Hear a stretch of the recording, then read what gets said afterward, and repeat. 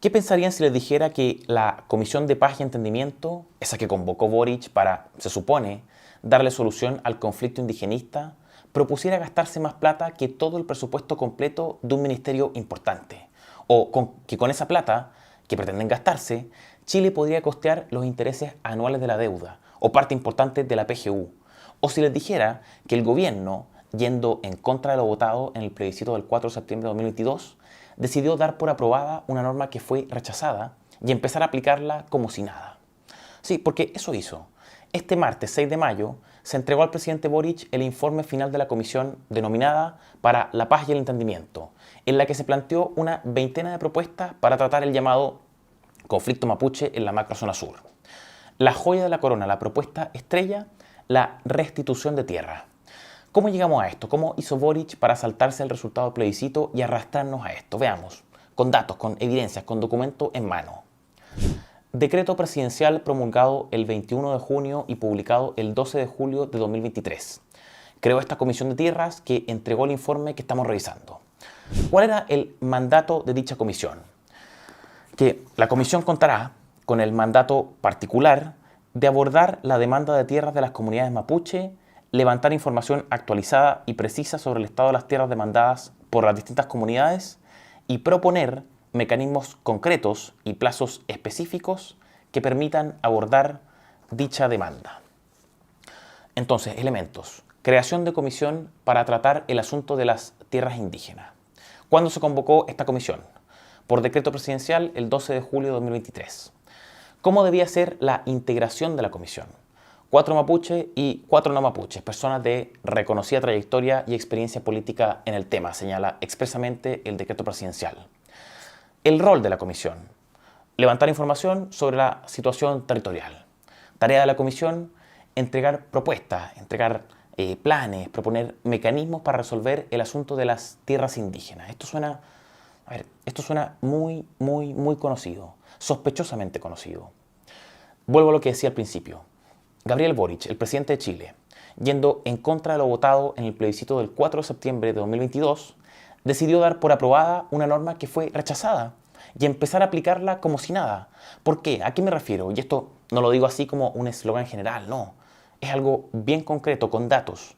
Me refiero a que en el texto de la convención, rechazado, en la disposición transitoria 28ª de la propuesta constitucional 2022, no leeré todo el artículo porque es bien extenso, pero sí repito el número, disposición transitoria 28ª de la propuesta constitucional 2022, ¿qué establecía la norma? Que el presidente debía convocar a una comisión territorial indígena. ¿Cuándo? Dentro de un año de aprobada la nueva constitución, o sea, un año desde el 4 de septiembre de 2022. ¿Quiénes debían integrar la comisión? Personas de todos los pueblos indígenas y personas de reconocida idoneidad, decía el texto. ¿Qué rol debía tener la comisión? Levantar información, catastrar. ¿Y catastrar para qué? Para elaborar planes, políticas, programas y propuestas para la restitución de tierras indígenas. Esto último que estoy diciendo es referido a la propuesta constitucional rechazada. Esto de una comisión territorial convocada por el presidente para levantar información, catastrar tierras, para elaborar planes y propuestas de restitución de tierra. Se trata de una norma, junto con todo un texto, absolutamente rechazada el 4 de septiembre. Pero resulta que dentro del plazo que fijó dicha norma, repito, rechazada, el presidente convocó a esa comisión compuesta por personas idóneas mapuche y no mapuche. Esa comisión trabajó financiada por el Estado, tal como determinó esa norma rechazada. Resulta que esa comisión se dedicó a diagnosticar y levantar información sobre la situación territorial indígena, tal como disponía la norma rechazada. Y resulta que esa comisión entregó su plan de restitución de tierra a indígenas, que es a lo que obligaba la norma rechazada. A ver, pero ¿cómo? Si esto lo rechazamos. Bueno, resulta que es como que si la norma de tierras del texto constitucional rechazado se hubiese dado por aprobada. Eso es lo que hizo el presidente Boric con su decreto presidencial número 14 de julio de 2023. Hacer como si nada hubiese pasado en el plebiscito del 4 de septiembre con esa norma que creaba esta comisión territorial indígena. Es tanto el descaro de parte de la clase política que impulsa este informe indigenista que no tuvieron vergüenza en tomar esa norma rechazada por los chilenos, especialmente la Araucanía, y hacerla pasar como una norma vigente. ¿Y a qué nos quieren obligar ahora? ¿A qué nos quieren obligar ahora? O sea, además de dotarlos de rango constitucional con carácter preexistente, de tragarnos el establecimiento de una interculturalidad que no lo es tanto, de reconocer como Estado sus formas de organización propias en concordancia con el principio de autogobernanza, de tener que financiar su Consejo de Pueblo, su Ministerio de Pueblos Indígenas y su participación reservada en las instituciones chilenas, de tener que dejarnos pautear por sus consultas indígenas y quién sabe qué más, de tener que vernos reeducados en su cosmovisión, en fin. Además de todo eso, la Comisión propone que a los chilenos se le meta la mano al bolsillo para desembolsar 4.000 millones de dólares para proceder con la restitución de tierra. Lo escucho bien, son 4.000 millones de dólares los que nos quieren hacer gastar. O sea, es un problema que lejos de resolverse costará carísimo. De hecho, inmoralmente caro, creo yo. Es una suma superior a todo el presupuesto del Ministerio del Interior y Seguridad Pública. Es casi un cuarto del presupuesto de educación o un cuarto del presupuesto del Ministerio de Salud. Imagínense inyectar esos 4.000 millones de dólares al presupuesto de salud en vez de gastárselo en esto. Se trata de una cantidad de dinero, los 4.000 millones de dólares, que es 3 veces el presupuesto del Ministerio de Justicia. Estamos hablando de una suma que se eleva por sobre los intereses anuales de la deuda pública. Estamos ante una suma equivalente a una transferencia directa a cada hogar chileno de entre 500 y 600 mil pesos. O sea, ¿les parece razonable esto? ¿No será ya demasiado bestial el nivel de desconexión de la clase política? En fin, lo cierto es que todo esto goza de un problema lógico, o si se quiere coloquialmente, se están haciendo los idiotas con algo. Nos quieren ver la cara de idiotas con esto y por eso se nos dice que esto lo cierra todo. Miren, ¿a qué problema lógico me refiero? Miren, dicen que este informe lo cierra todo, ¿ya? Pero a ver, acá una de dos, A o B. O en este informe, en este acuerdo de la comisión, estás incluyendo a los terroristas o no los estás incluyendo. Si es que están incluidos, y los sujetos, en parte, que recibirán tierras tienen que ver con los atentados terroristas, estás partando con la pistola encima de la mesa y le estás entregando tierras a activistas políticos, pirómanos y asesinos. Si es que los sujetos terroristas no están, que es lo razonable, no negociar con terroristas, no está resolviendo la totalidad del problema porque esos que queman tierras y maquinarias y matan gente seguirán insatisfechos.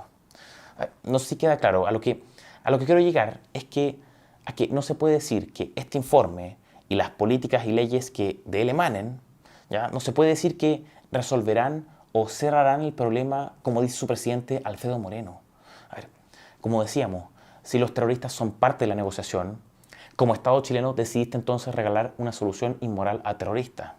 Si los terroristas, o la cuestión terrorista mejor dicho, no es tema de la negociación, se está dejando sin resolver el que es el mayor problema de la zona, que es básicamente que existan vastas extensiones de territorio nacional con pretensiones de secesión y autogobierno, azotadas por delincuencia terrorista y criminalidad organizada. Claro, porque ¿qué es sino del problema de la seguridad asociado a dichas pretensiones secesionistas? ¿Dónde quedó la parte de paz de la comisión? Recordemos que esta comisión fue bautizada como Comisión de Paz y Entendimiento. Es exactamente lo mismo que hicieron en el 2019 con el Acuerdo por la Paz y la nueva Constitución. ¿Se acuerdan qué pasó con la paz en ese entonces? No pasó nada. La violencia se mantuvo brutal. Ahora este nuevo acuerdo habla de paz, pero no le dedica espacio alguno a la represión del terrorismo. A ver, para que haya paz se requiere como básico, tratar aquello que impide que exista esa paz, que es el terrorismo. Pero ¿saben qué? Se lo pasaron por ahí, exacto. Pero es que se incluyen medidas de reparación para víctimas. Sí, hay un capítulo y ya un borrador de proyecto de ley que contempla medidas de reparación para víctimas de terrorismo y eso está bien. Es correcto a mi juicio de justicia que el Estado, por su inacción, desidia y dejación, repare a aquellos cuya seguridad abandonó a la suerte de las organizaciones terroristas de la zona. Es correcto que exista reparación para todas esas víctimas, pero no lo es el pretender que esa sea una solución a la crisis de seguridad que se vive en esas regiones.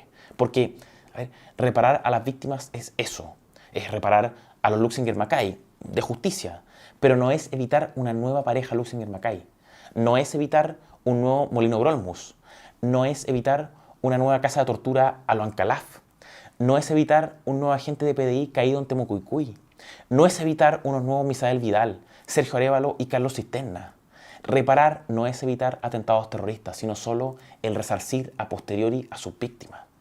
Estamos solo ante un esquema de indemnizaciones por el daño sufrido, que por supuesto no termina en ningún caso con daños futuros que puedan ocurrir. Porque, a ver, obviamente, la medida para acabar con esos daños futuros no puede ser una política que opera con posterioridad al daño y respecto de las víctimas y no los victimarios. Con posterioridad a los ataques, los atentados incendiarios, los asesinatos cruentos, las usurpaciones.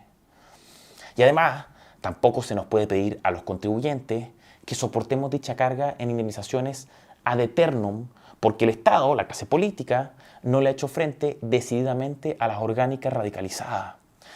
Reparar el daño a esas víctimas no es lo mismo que enfrentarse a aquello que está provocando dicho daño, sino solo resarcir los efectos perjudiciales de su accionar.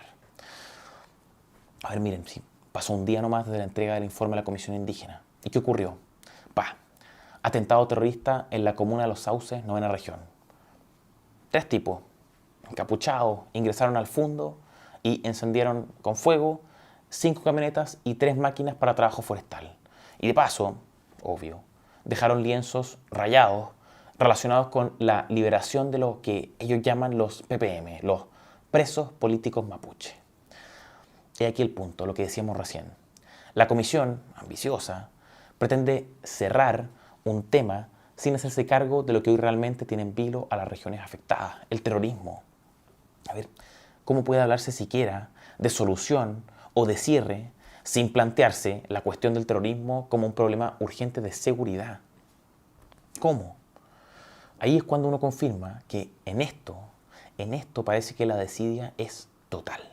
Total. Miren, radiografía rápida de la situación terrorista. Datos, son datos. Solo entre 2018 y 2022 hubo más de 33 asesinatos terroristas, 342 ataques a personas, 117 atentados contra edificios públicos, 288 ataques incendiarios, 103 usurpaciones y 304 atentados a maquinarias y camiones. Y no estoy contando todo lo ocurrido entre 2023 y lo que llamamos de 2025.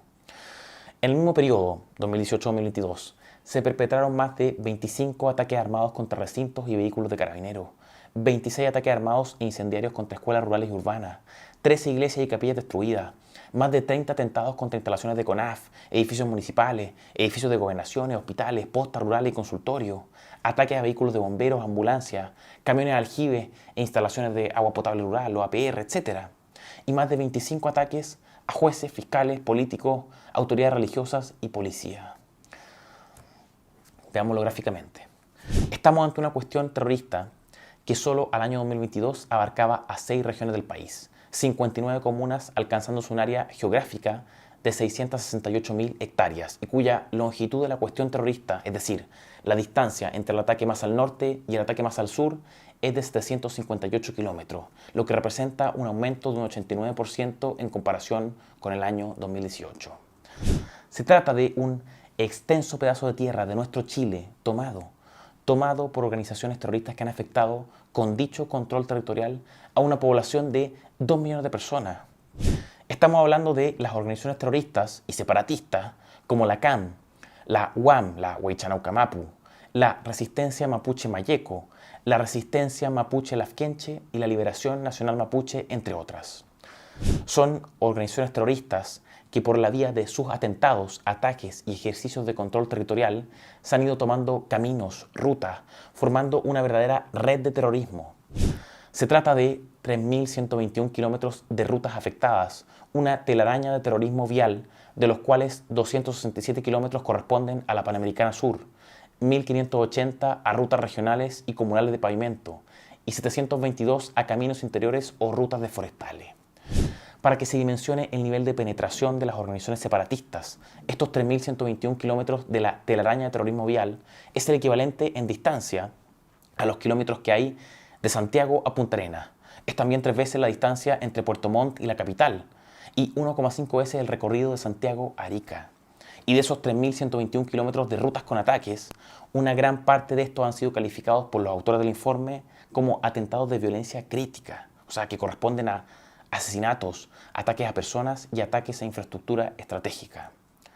Claro, pero en vez de todo esto, la Comisión para la Paz decidió abocarse a hablar sobre reconocimiento constitucional, derechos colectivos indígenas, Ministerio de Pueblos Indígenas, Consejo de Pueblos, Administración de Parques Nacionales, licencias para casinos y restituciones de tierras por una módica suma de 4.000 millones de dólares. Prioridades ahí, donde ustedes saben. Soy Francisco Cancino, director de estudios de FNM.